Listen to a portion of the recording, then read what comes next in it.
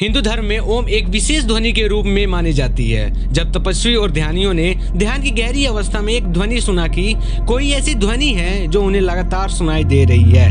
यह ध्वनि उनके शरीर के अंदर भी है और बाहर भी, और सेम यही ध्वनि अनंत सृष्टि में भी सुनाई दे रही है, और यह ध्वनि उनकी मन और आत्मा को शांति महसूस कराती है। तो उन्होंने इस ध्वनि का नाम दिया ओम। ओम शब्द 3 ध्वनियों से मिलकर बनता है, अ, उ और म। इन तीनों ध्वनि का अर्थ उपनिषद में भी आता है, जिसमें अ का मतलब आकार, उ का मतलब ओमकार और म का मतलब मकार होता है। अ परम ब्रह्म जी का वाचक है, उ विष्णु देव जी का वाचक है तथा म रुद्रवाचक है। 3 अक्षर से बनने वाला यह शब्द जो अनहद नादा अनाहट कहते हैं, अनाहट अर्थात जो किसी आहट या टकराहट से पैदा नहीं होता बल्कि वह स्वयं भू है। ओम की ध्वनि एक शाश्वत ध्वनि है जिससे ब्रह्मांड का जन्म हुआ।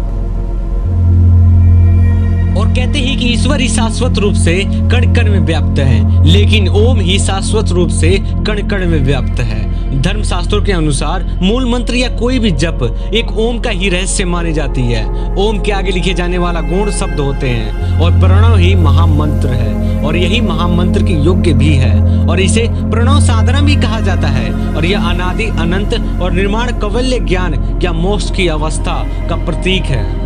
जब कोई व्यक्ति निर्विचार या शून्य की अवस्था में चला जाता है तो यह ध्वनि उसके हृदय को निरंतर सुनाई देती रहती है। शिव पुराण मान्यता है कि नाद और बिंदु के मिलन से ही इस पूरे ब्रह्मांड की उत्पत्ति हुई है। नाद अर्थात ध्वनि और बिंदु का मतलब शुद्ध प्रकाश होता है। यह ध्वनि आज भी सतत रूप से जारी है, और ब्रह्म प्रकाश स्वयं प्रकाशित है, और परमेश्वर का प्रकाश इसे ही शुद्ध प्रकाश कहते हैं। इस संपूर्ण ब्रह्मांड में कुछ नहीं है, कंपन, ध्वनि और प्रकाश की उपस्थिति ही तो है। जहाँ जितनी भी देर तक ऊर्जा होगी वहां उतनी ही देर तक जीवन भी व्याप्त होगा।